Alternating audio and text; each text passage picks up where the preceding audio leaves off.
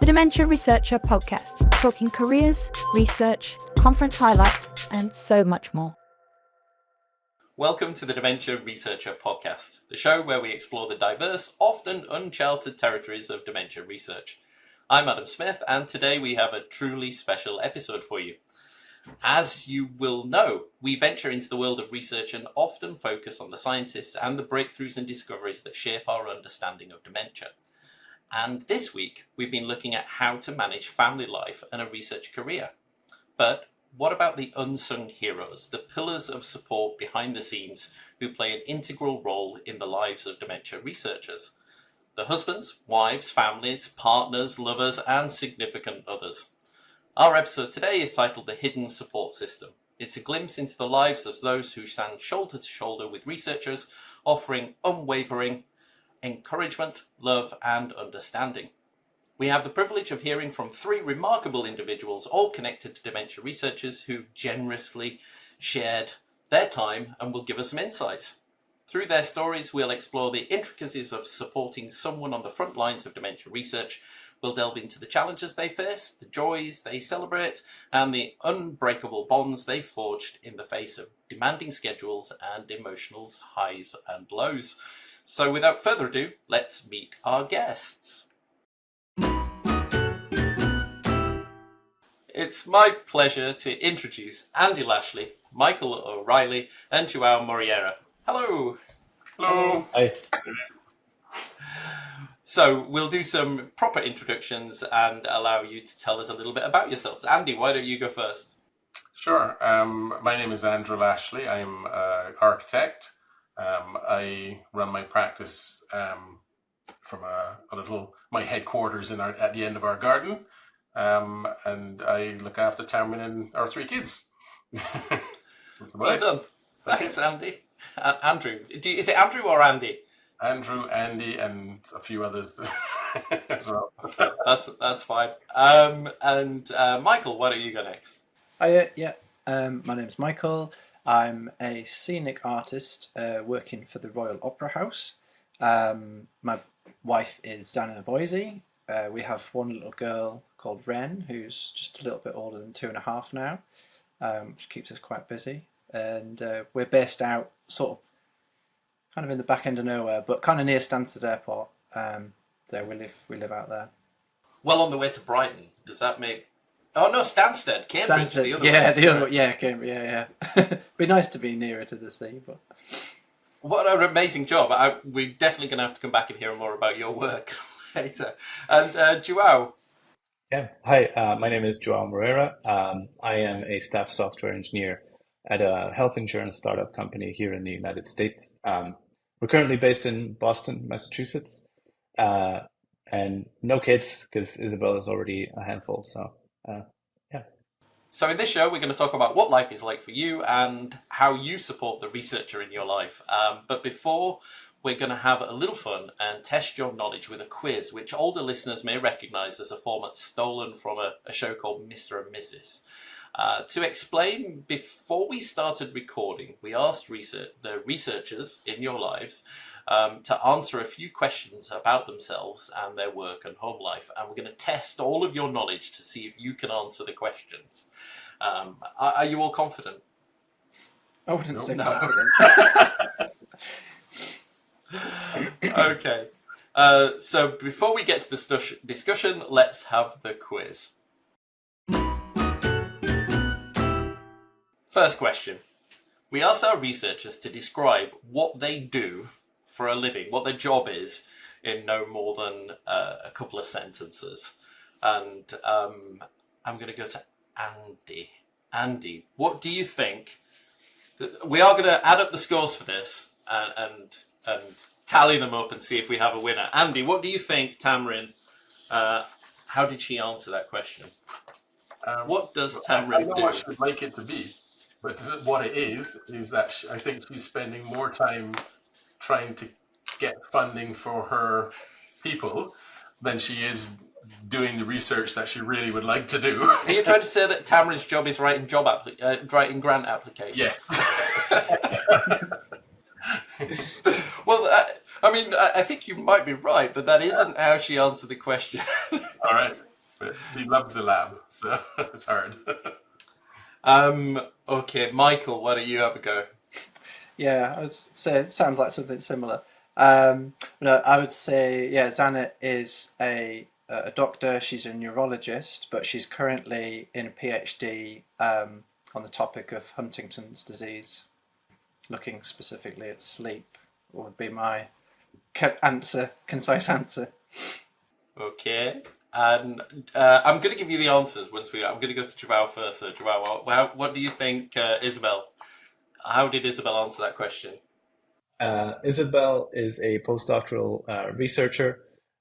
She is doing research specifically in Alzheimer's disease right now. I know she's doing dry lab, so most of what she does is in bioinformatics. And I can specifically say that I think her current project is studying people with resilience to the disease, so which is pretty interesting. You weren't reading that. She didn't prime you and give you that answer before. No, she did not. No, I just heard it enough times to kind of memorize, like burn it into my brain. So That's okay. Well, let's see what Isabel had to say. Isabel said she studies Alzheimer's disease from a genomics perspective, mainly transcriptomics and epigenomics. Currently, she is investigating resilience in Alzheimer's disease using bioinformatics and computational biology approaches with a particular interest on single cell and spatial transgenomics. I think you get full marks for that, so that's one point for you, Michael. Let's see what Xana. Yeah? Xana, like Anna with a Z. Xana. Yeah. Let's see what Xana said. I'm a neurology doctor currently working as a clinical research fellow undertaking a PhD looking at sleep abnormalities and whether they worsen the symptoms and accelerate the disease biology of dementia. I'm looking specifically at Huntington's disease. I guess mine was the sort of dumbed down version of that. This was sort of much more eloquent. For you as well. Andy, do you want to... I mean, you definitely get full marks for getting the most comical and honest answer. But Tammaryn said she's a neuroscientist using post-mortem brain tissue to understand the mechanisms leading to neurodegenerative diseases. Yeah, I knew that. You knew that. Perfect. Okay, I think that's full marks all round. 3 points each. Next question. We're just going to do a few questions before we get into the main crux of the show. How many hours a week do they work? Andy, how many hours a week does Tammaryn work? That's easily up in the 70s, I would imagine. She, even when she's not at work, she's working. So it's that sort of number, I would imagine. 70s. Well, she said it's hard to put a number on it. It varies week by week, but on average, she thinks it's 45. No, so still more than she's lying. I have to say, anybody who's listening to the podcast, if you listen to the show that came out on Monday or the interview we've had with Tammaryn this week, I'm sure she did actually put it at more like 60 something. But there you go. What about you, Michael? I don't know what it would be in hours, but Xana works 4 days a week, and the other day she's looking after our little girl, and she works, full days. And obviously, it's kind of hard to switch off sometimes. We'll take work home with us, but she's quite good at it. But yeah, I would say she's very hard working and works probably more than 4 days. But in reality, it's meant to be 4 days. It's not a competition. Well, it is a competition. But no, you're exactly right. 100%. 4 days a week, 32 hours. Nursery doesn't allow for more. I think that's perfect. And Joao? How many hours a week does Isabel work?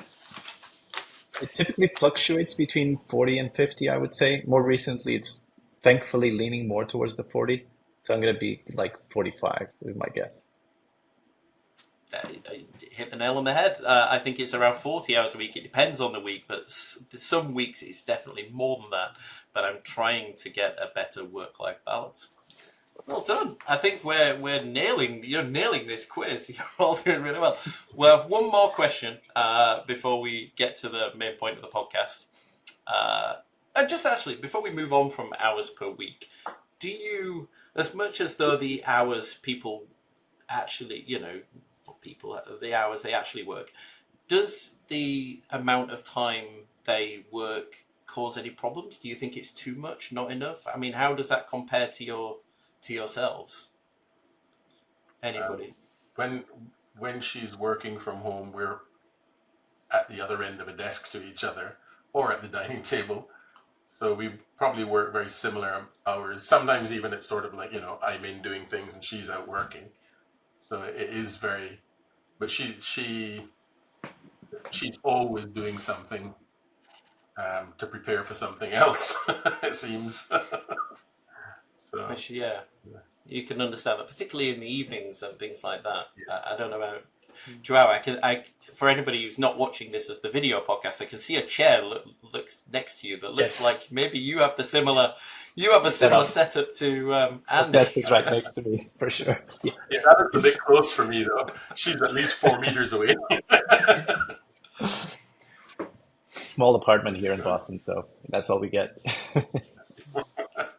Okay, let's have the third question. And this is a little bit more of a fun one, but relevant when you're considering the balance of domestic responsibilities, which was, who's the best cook? And Andy, who's the best cook in your house? You're looking at him.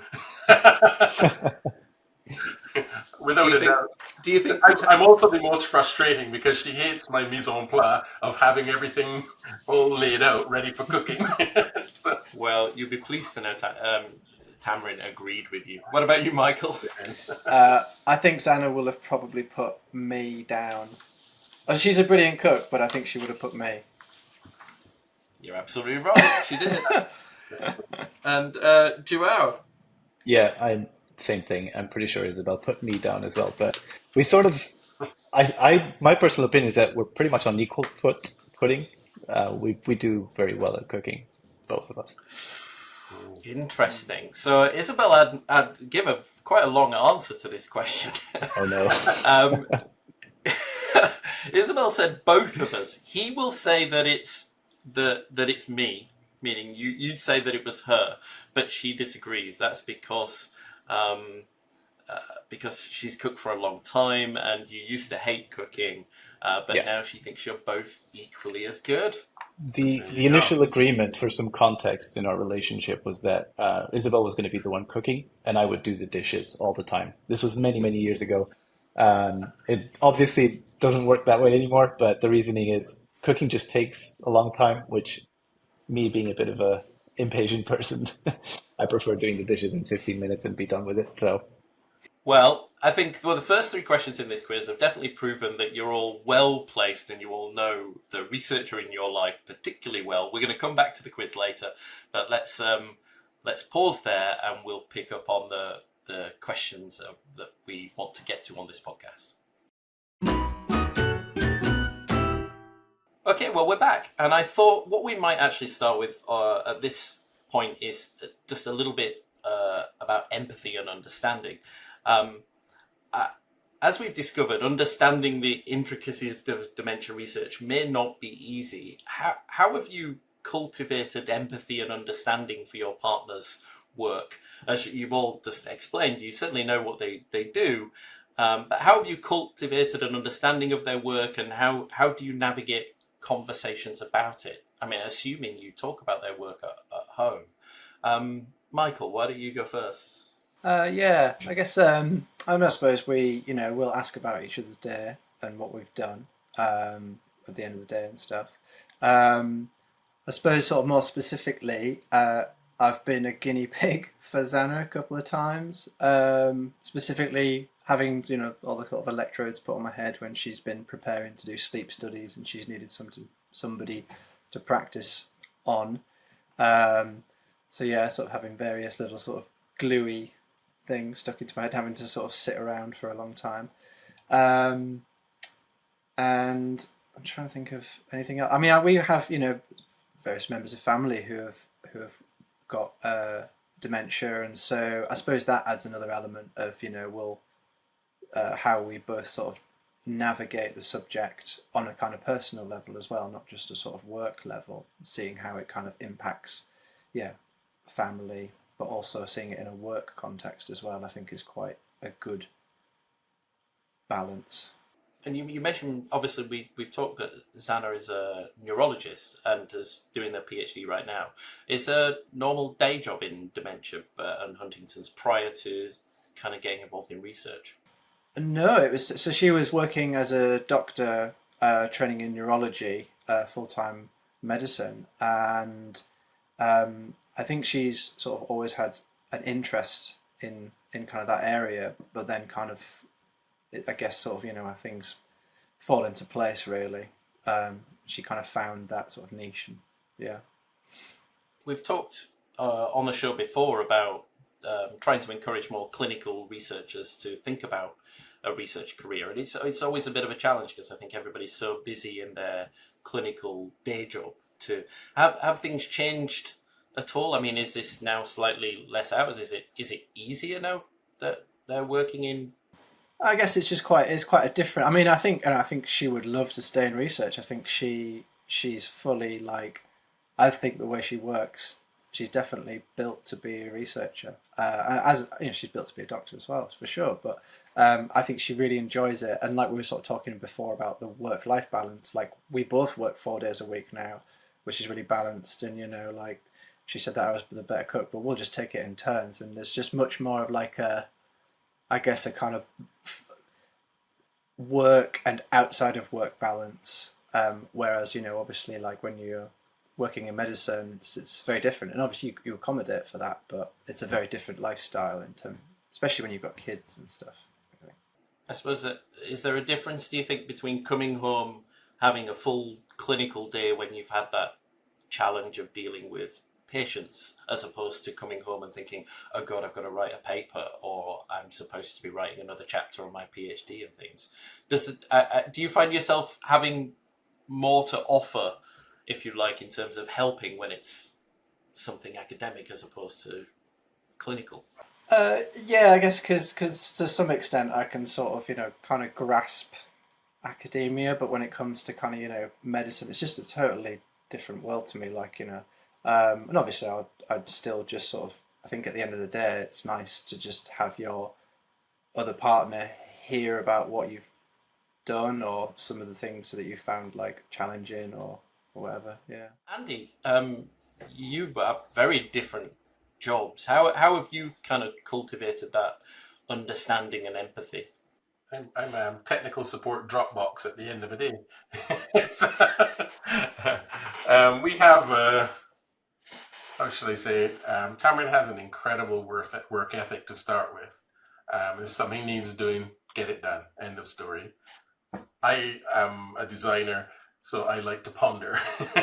But we both have an interest in the sort of technical aspects of anything. I'm very interested in what she's doing, even though I understand, say, 40% of what she's saying to me. But our system seems to be that when she started needing a lift home from the train station at the end of a day, it was immediate download on the way home, get home, deal with whatever needs to be dealing with here and sorting, family situations out and this sort of thing. And then we'd probably have in the evening another discussion and download about what she's thinking about doing, ideas, approaches to things. And whatever my 2 cents might be, I'll never know if it gets used or not. But for me, it's I'm very interested in what she's doing, and I've been around from the very beginning because Tammaryn is a scientific researcher rather than going through any clinical doctoral sort of thing. So she actually came through a technical side. So and because I'm interested in how things work and how things go together, I find it sort of for me, it's sort of like a break from my architectural thinking to discuss her, thinking about neurology and brains and dementia and that sort of thing. So I quite enjoy it, actually. This is probably a bit of an unfair question, actually, because, of course, this show is we're making the show all about them and their work, of course, because it's the Dementia Researcher podcast. But do you get that back? I mean, when we're talking about how this download and the empathy for what they do, There's a lot of talk, particularly on this podcast and on our website, about how academia is hard. And I've held other jobs before, and I kind of go, well, yeah, but so are other jobs. Do you get that same empathy back for the kind of work you do? If I if I talk to her about my work, there's a definite glazing over. But if she's sat in the room when I'm speaking with clients, she's at the other end going, because she can't believe, my job is to get people to actually open up to me and let me in their lives so that I can actually design something that works for them. By result of that, we might have a husband and wife on a Teams call having a full meltdown argument, and she's at the side there thinking, "What is going on there?" And they disagree about Yeah. their new house design. Exactly, because there's nothing more sensitive than whether a toilet goes here or here. So it does. She over the particularly since COVID, when we've been working quite a lot in the same space. She's had a much more interesting understanding of what my work is. But if I go back home and tell her I've had a problem with getting bricks to hit on a lintel, the brain is much more interesting. How about you, Joe? How have you cultivated empathy and understanding for Isabel's work, and how do you talk about it? The right answer is probably slowly over time. Isabel's been sort of on this academia career path for quite a long time now. She's done 2 bachelor's degrees, 1 master's and 1 PhD, and she's now continuing the postdoc. So the expectations were set at the beginning of our relationship of like what she wants to do. And obviously, I think one of the bigger strengths in our relationship is communication. We just talk a lot. Like even if we're just at home, even with the TV on, we'll just chat sometimes and just not pay attention to whatever is going on. And yeah, obviously with that, 40% of what she talks about will be her work, maybe more sometimes depending on the weeks. So I'm more than happy to hear about what makes her excited about life and makes her excited about work. I think it's like you say, I don't know, being kind of cheesy, but seeing that, glimpse of like light in her eye when she's talking about stuff that makes her excited is always good to me. Yeah, you can. I can absolutely see that. Did you understand what you were getting into? I mean, did you know about the instability of academic careers and the challenges that came with research before? I don't know. Of course, I'm guessing depending on when your relationship started, there would have already been researchers before you met, or might that career's developed while you've been together. But did you understand the challenges around that? I don't know, Michael. I guess it's a bit different. Yeah, Because Zena's career would have started when university. Yeah, that's right. And when I met her, she was a doctor. She was working, in the NHS full time. So, and then I think she actually started research probably just after, a little bit after we got married, and so it was interesting to kind of I was just really excited for her. Like, it was really cool to see her excited about, and also to kind of take that plunge and take time out from something that you've been doing for so long. And yeah, it's really brave just to sort of try to learn. I think it's interesting to see how she's having to learn lots of new things with quite little guidance in some ways. So that's really cool. So this is probably, I don't know if we've already covered some of this, but have there been moments when you found it challenging to comprehend the complexities of their research? I mean, Andy, you already mentioned that you got about. I think if you can claim you're getting 40% of what they're talking about, then I think you're already doing incredibly well. What percentage, Joao? What percentage of Isabel's work do you think you would say? Andy said 40. It's not a competition. Yeah, it's hard to measure it. Like I have the advantage of also working with, like, I'm also a programmer, and Isabel is doing like programming effectively. So that side of things, like I can understand quite a bit. But yeah, I'd probably be close to 40% as well, 40-50% of like just understanding everything that she's telling me at any point in time. Yeah. Do you think it matters? Do you really need to fully understand the detail of what they do? Instead, is this just about being being there to answer questions? Because then, let's face it, they're not going to come to you, I expect, with a detailed question about their work, because they know you're not going to be able to answer. Except maybe you, Joao, with some coding, some Yeah. coding. It's happened before for sure. But I guess they're not going to come to you and talk about powering studies or what this means on a particular MRI they're reading that's been done on somebody with a sleep problem, are they? So I guess does it really matter that you don't fully understand, but instead you just have enough that they can talk about this?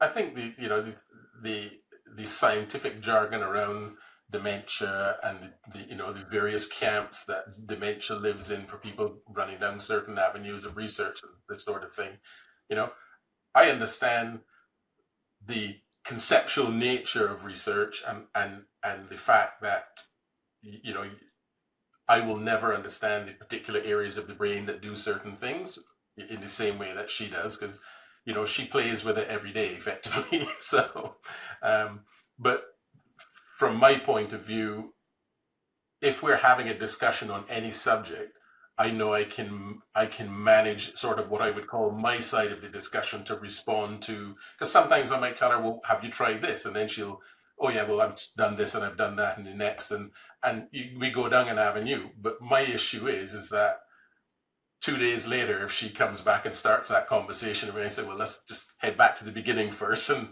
bring me back up to speed.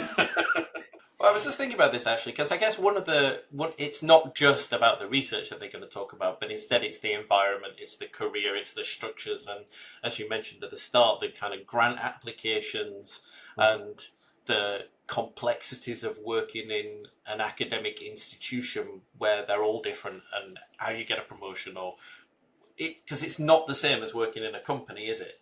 It's very different. I find science does not qualify people and then encourage them along.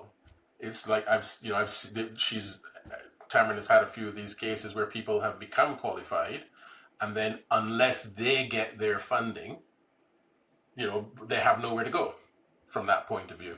And so I think science is very difficult. When you imagine, I mean, Tammaryn has had one or two occasions in her career where, a grant may be finishing and there's no new grant on the horizon, and luckily she has had that sort of reputation where she's had the support to bridge between two potential grants, that sort of thing. But science is quite cruel from that point of view, because you're bringing people up. It's not so much about the expectation of having a career in science, which is a difficult thing, I think, but it's the fact that you bring people to a point where they are high-level scientific thinkers, but they're not trained to understand the fact that they have to find their own funding at a point and how to do that. It's sort of like, you got here now, see you.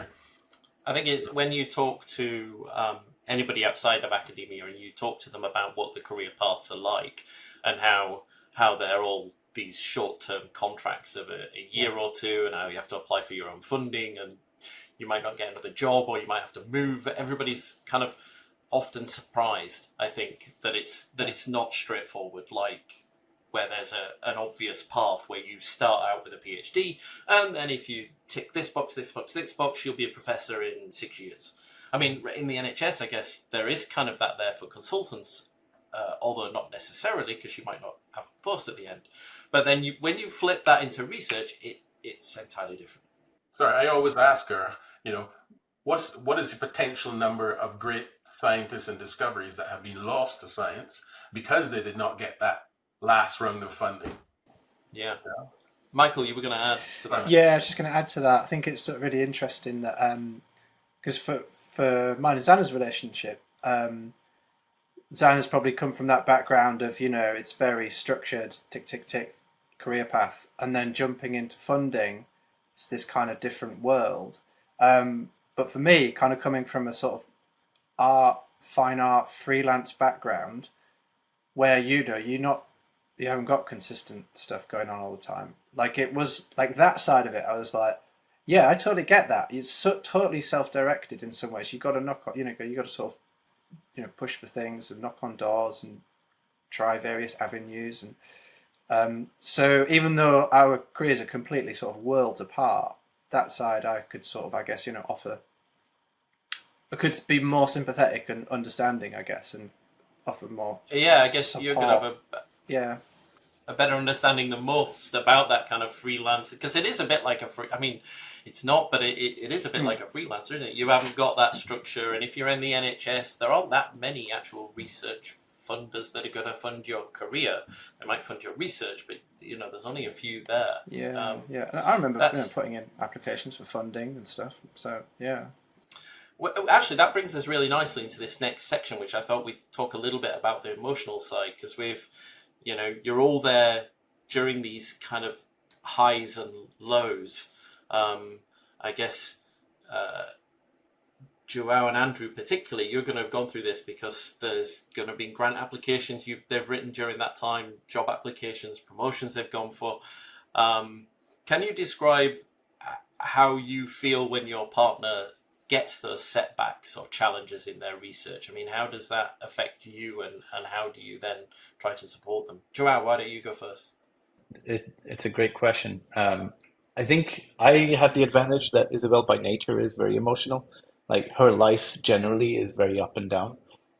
So I have gained the skills to deal with that quite a bit. Um, so when she's feeling a bit down and low, I will do whatever I can to support her. Like even if it's just small things, like get her favorite snack or whatever it might be, just to compensate for a little bit.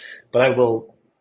Isabel prefers to have as much space as possible to sort of digest, the bad things that have happened. That's the way she kind of functions, and I have learned that over time. So But overall, she does sorry, come home and talk about it, though. She'll come home, yeah, and so it's not something that won't even get a grant. Say a grant rejection, she'll come home and oh, I say, will "Oh, my know. grant." Yeah. I will definitely know about it. We will definitely like talk about it. She will be a bit more emotional and be like try to blame herself a lot of the time for this, but I try to put things into perspective. I know, like sometimes when you're emotional, putting things into perspective isn't exactly what you're looking for. A lot of the time, you just want somebody to hear what you have to say. So I tend to be that person to hear what she has to say. Like just let her dump whatever she has on me, and then just give her space to kind of recover from that. That's usually the winning strategy. If I have a solution to offer for her, I will give her advice, obviously, but it's always a bit sensitive, I think, because you never know when people are kind of accepting of advice or not, depending on their emotions. What about you, Andy? I alluded to it previously as well, but there are definite ups and downs from that point of view. But if I could explain, like when things don't work, my business is very much I have to go and present myself to clients, and I give them a fee proposal. They come back and tell me yes or no, and we go ahead. Emotionally, I don't get tagged into it. That probably happens to me during the job. I get really locked into the client and their ideas and needs. Tamrin has, you know, earlier on in her career, she definitely had a situation where every grant meant something. It meant a future, and the disappointments were really tough. But we always sort of talk through them. We had a particular moment in our lives back in when they had the financial crash in 2008. My business tanked. I mean, it just dried up literally over about 2 or 3 weeks. All my clients shut down. I had nothing. And I just actually built the first half of this office because I was planning on growth. And but we sat down in that August together, talked through everything, and said, okay, she's still good. Her job is secure. She's safe with her circumstance. We'll be okay. And then in February, her mentor, her boss, and her mentor said that he would be retiring, and therefore her grant would not get renewed. And suddenly our lives were, you know, we had no idea what was going to happen next. She had that if she was going to get another grant, it would have been submitted within weeks of that, and it was just impossible to do. So she was definitely going to skip a grant round. And we had, a lot of people came out the woodwork to offer her support, which was good. But we did have a period of about 6 or 8 months where we were wondering, were we still going to be in here next week, sort of thing. So there's not the disappointment of the grant, which could be in a moment or 2 or 3 weeks. It's actually a significant, how does it affect your life? And that just happened where we both coincided with a down, and it hit pretty hard. But since then, we have managed to, have a good, sort of more even sort of keel. And since that moment, her career has been on a essentially upward trajectory. So she's always been, I think the situation now is she's probably less bothered about how grants affect her and more how they affect the people that work for her, having gone through that experience. And I guess as time comes on, the grant application's disappointing, but it's not the difference between having a roof over your head and not, exactly. Which I can see that. But now she does worry about those people that she's trying to get grants for, making sure they have a roof over their head next year. and again, I suppose that's the same question. So do you know about that, Andy? Is this they'll come home and say, oh, this grant was rejected today, and you'll have a conversation? We'll talk in a lot of detail about what grant she's going for, what they mean, and she's very much, she's a very good and caring leader of people, but I don't think she got into this position really fully acknowledging the fact that she would now be, trying to maintain other people's livelihoods. Yeah. To that extent. And again, not many businesses, because for architects, when I got trained, we didn't get trained to run businesses. We got trained to design things. Yeah. The same thing is happening in her environment. They don't get trained to manage people, and you're either good at it or you're not. But if there was training, it would probably make things a lot more easier to resolve. Well, it sounds like you've all worked out strategies to how to provide that support. There is, of course, the flip side to that, which is, as much as there are grant rejections, there are also there are lots of things that come back that are positive. Papers published, grants accepted, just a good day in the lab where the results came back that you were looking for, right? Or you managed to recruit some patients into your study today when it's been particularly difficult. Do they share? How do you share in that success with them, Michael? I'll come to you. I suppose one kind of thing that comes to mind is probably the first major kind of grant for funding over a couple of years that Zana got was sort of, she was applying for it during lockdown and the kind of very early stages of COVID. She was in the early stages of pregnancy as well. And I had got, when we didn't, when nobody knew anything about it, I got COVID and I was just super, super unwell, within the first week that everything shut down. And Zana was trying to work, and do these applications. And I was I really don't want to bother you, but could you get me a drink? I'm bad here. But I'd leave her to it. Obviously, I'm not going to ask her to do loads of stuff. But, and I remember, I can't remember if it was a phone call or an email, or I just heard a little noise downstairs, and then she kind of I was kind of laid out in bed, came scuttling upstairs, super stoked that she got this big grant. She just got the news for it, and I was just I'm so happy for you, but I can't properly express how happy I am for you because I'm so unwell.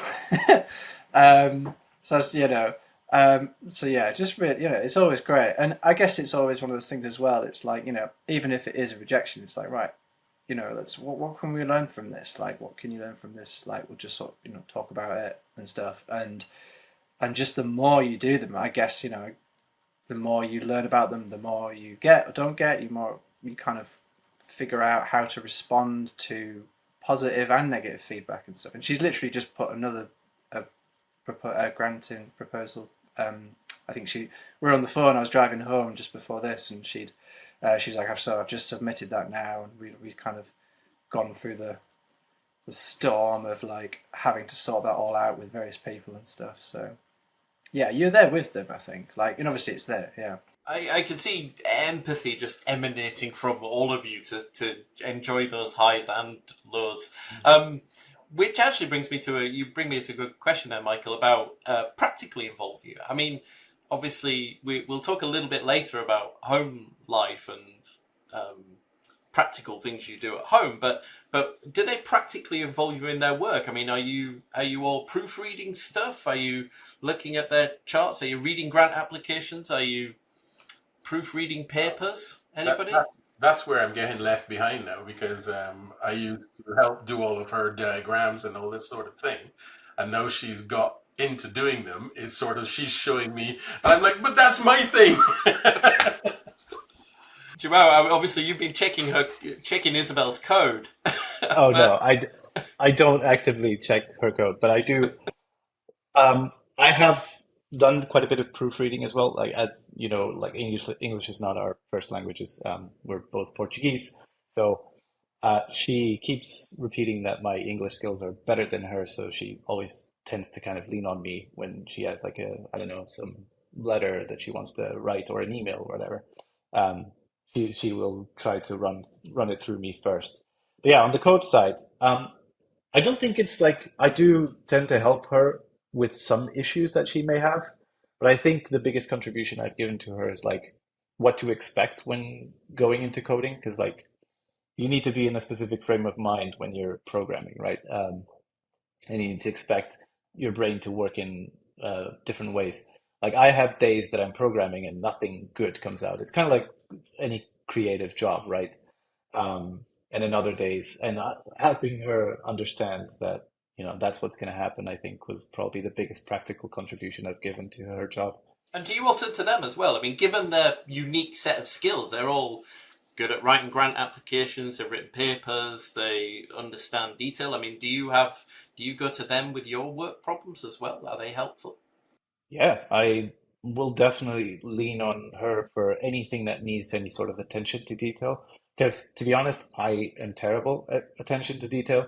So Isabel has that skill, which I definitely do appreciate. So if I have like a very important formal text that I need, or even sometimes just finding an issue potentially with code, I will sometimes lean on her for sure.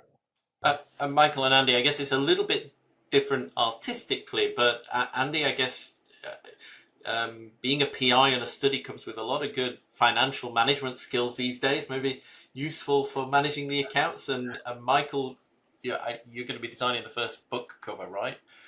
Yeah, no. Tammaryn's always, yeah. Tammaryn's always been the dealing with the finances, because she has that logic thing. We like, for instance, for what I do, I ask her.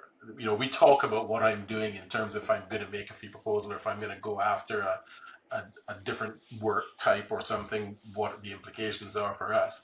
But I never ask her to do anything writing wise in normal English, because she doesn't do normal English. She does science English. You won't get a short, concise, nice review back. So I tend to have to soften the language if she writes anything for me. I think that's enough for now. Let's go back to our quiz. Okay, we're back after the interlude with our fourth question for the quiz. And I'm going to go to Michael first this time. Michael, we asked the researcher in your life how many publications they had. How many do you think? Oh, I'm just going to bottle this one. I have no idea. I would be guessing, and I'm going to be honest about that. Lots. I feel like she's done lots of publications. She's always putting publications out. I can't even put a number on it. That's how bad my answer's going to be for this. I'm sorry. Well, I think do you know what? You've gotten off really luckily here, because there's no answer to that question. Oh, brilliant. I probably distracted her at that point in time in the room with something. You got lucky there. There's no answer to that question. Joao, how about you? I mean, Isabel's an earlier career stage, I guess, and publications are really important. You're still keeping count at that point. What did Isabel say? I'm gonna say publications as a first author because otherwise I have lost count for everything else. Okay, good, But I'm gonna say good like caveat.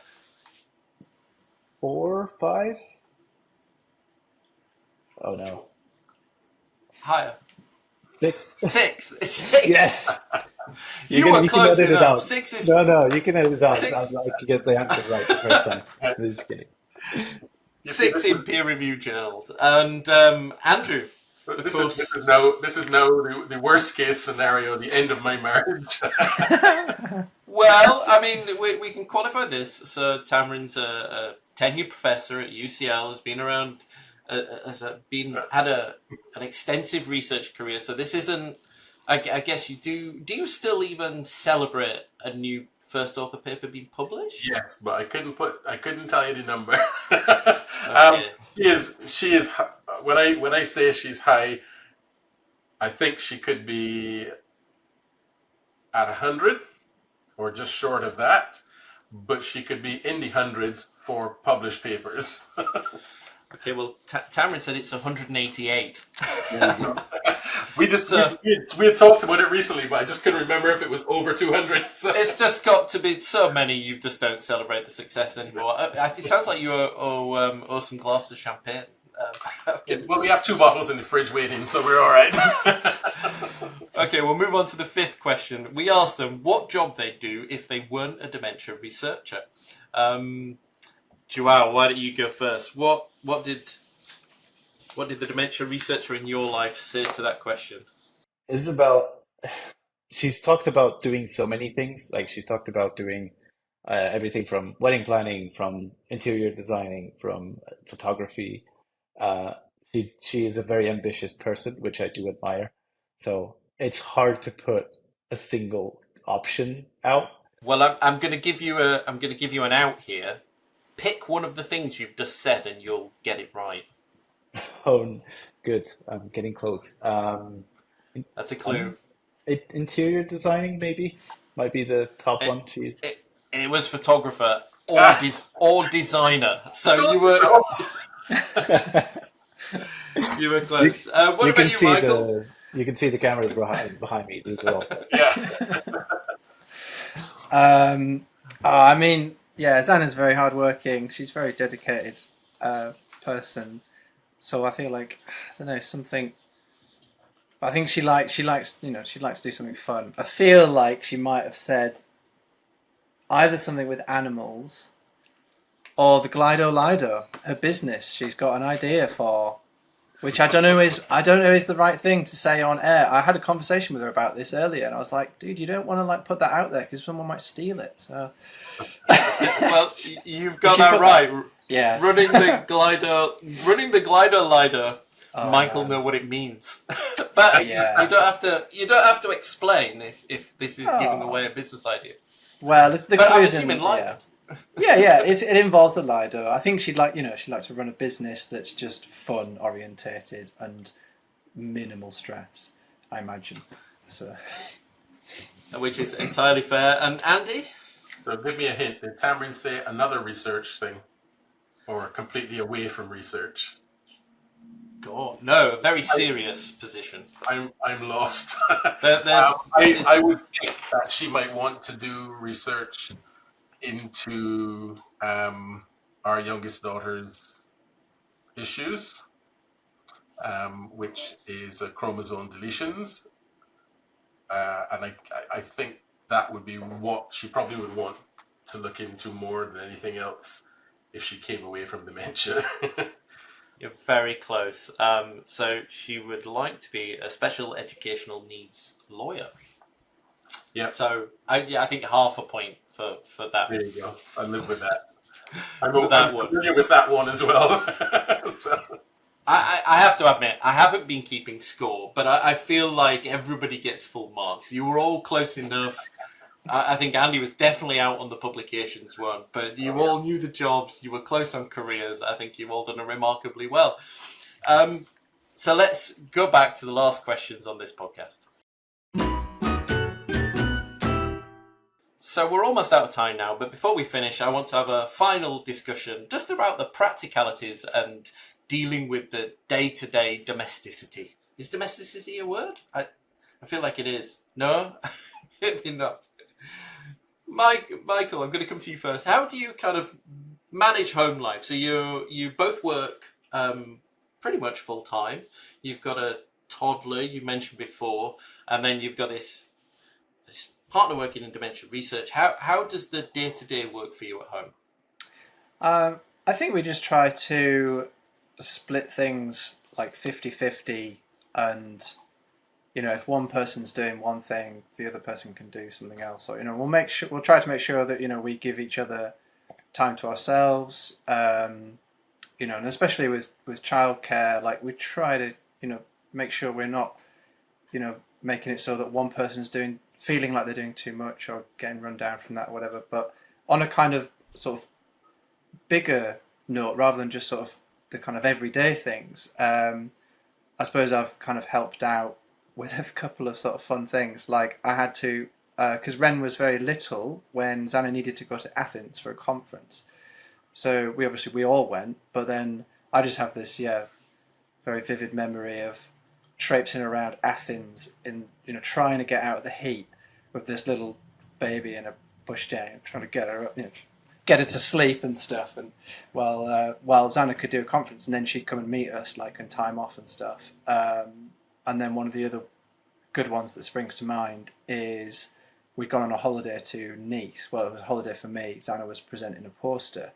And I was like having a nice lie-in. It was nice. Get a phone call, woken up. Xana's like, the workmen have ripped my poster.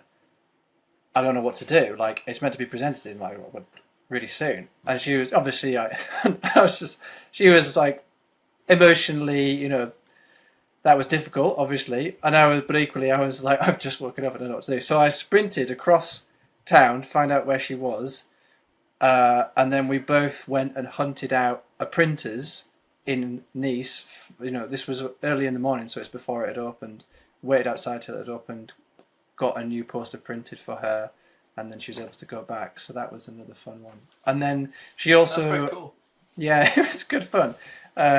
She also does sleep studies, so she's finished them now, but she did a phase of doing sleep studies for participants, which meant her being out in the evenings over the course of a couple of months for a couple of days. So I would be looking after Ren, and we'd be doing bedtime together and stuff, which is another way as well.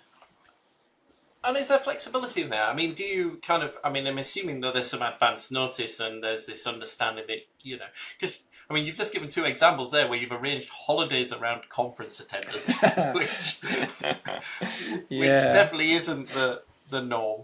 And then having to swap things around. I guess it's easier for you because you... I don't know, is it easy for you? Because... I mean, you've got a set design. I'm imagining at some point you do actually have to go to the Royal Opera House and do stuff there. So we produce and we make the designs that the designer has made.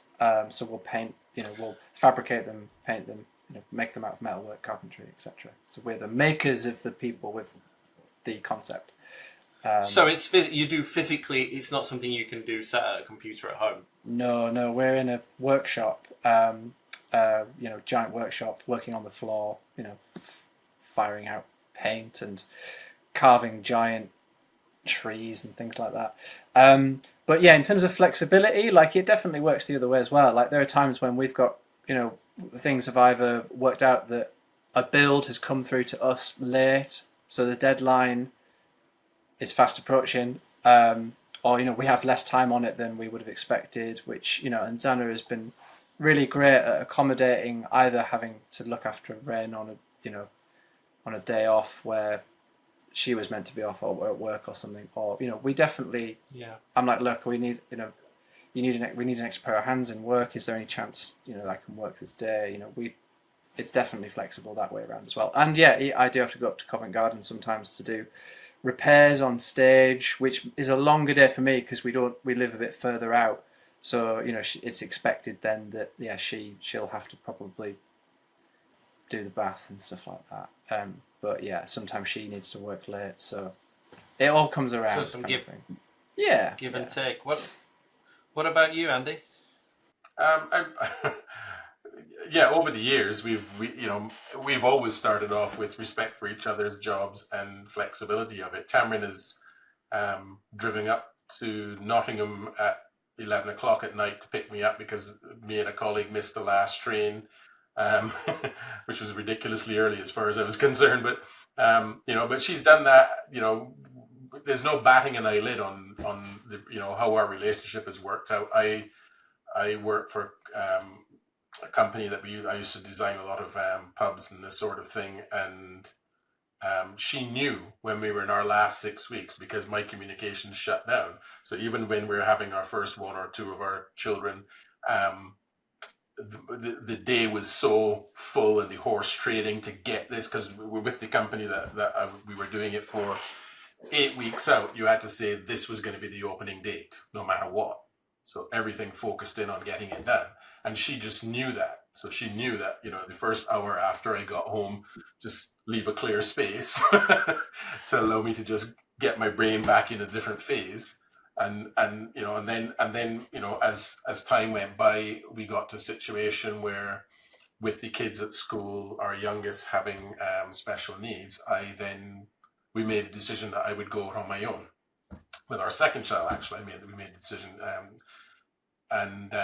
because her career was beginning to move in a direction now where it was necessary for her to be able to put that time in, and it wasn't even a but what about me sort of situation. It was just a clearly sensible. We both work on a very although I feel I'm a bit more creative, we have a very logic brain thing about how life can and should be. And so for me, it was no decision at all. Get my work done. I can be in an area where I can see and look after the kids and help them where they need it, and she can then go and really concentrate. Because the difference is, I can work anywhere. She can only work in a certain place. So it was much easier for me to sort of change my tact. And Well, we did actually, for anybody listening or watching, we did actually interview Tamrin for the website a couple of weeks ago, and that's the interview has just been published this week, which talks in far greater detail about the practicalities of day-to-day life, because I know things like you do the school runs, and Tamrin talks about the day she has a work from home day and things like that. So if you'd like a closer look into Andrew's domestic arrangements, you can go read that interview. But I think the reason why this is important, I think, because we often talk about academic careers not being standard, that there's no one size fits all. And I think exactly the same thing is clear from all of you, that it's the same when it comes to home life, that you just make these things work for you, whether you have kids, don't have kids, that what's going on at home doesn't have to stand in the way of academia, but there does need to be some flexibility. It's not going to be easy to necessarily do for everybody, because not everybody has jobs where they can work from home or swap or do these things. But finding ways that work for you is clearly the best. Joao, I'll give you a chance to answer that question. Yeah, I don't have that much to expect because, as you know, we don't have kids. So it's much easier to kind of balance out things. But I think overall throughout our relationship, we've always been quite balanced in terms of delegating what each of us does at home. But since I started working remotely about 3, 4 years ago, obviously that balance tends to shift more on my side because, I can pretty much wash the dishes and do the laundry pretty much any time because my work allows me to. So most of the time when Isabel is working on normal working hours, um, it's fine. It's usually pretty balanced. But during crunch time, I understand and sort of take on pretty much everything for a week or two if I need to, which I don't mind. It's not like, it takes 100% of my time. Again, no kids, so it's much easier to like do it. Um, but yeah, it's definitely it definitely tends to lean a bit more on my side. It has happened before in the past where I have had crunch time. Thankfully, it's not as frequent as Isabel's, for example. But Isabel also kind of steps in to do the same as I would do for her. So well, you've all described situations where that's worked both ways. So that's brilliant. I'm afraid that's all we've got time for today. If you just can't get enough of this topic, visit the Dementia Researcher website where you'll find a full transcript, biographies on our guests and blogs and much more on the topic.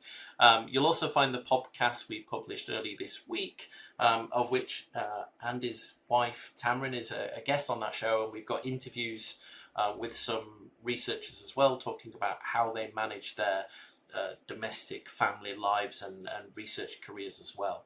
But I have one final question for all of you before we go, which is, what top tip would you have for someone who finds themselves with a partner or maybe a child or sibling who is an academic and they're new to this? Their partner's just starting a PhD right now, or maybe their sister or their daughter is just going into academia. What advice would you give to them? Michael, I'll go to you first. Oh man, I don't know if I'm, eligible to really give good advice, but I suppose the only thing I would say is, whoever was going into research or doing it, if that's what they're passionate about and want to do, then, and you love them and you want to support them in the best way you can, like, you got to just, in the same way they probably do it for you too, you got to encourage them, be there for them, and give them help them in any way you can for them to be able to do it if that's what they really want to do. And, be a good sounding board, like with anything. People need to sort of talk about these things. So being able to listen, I guess.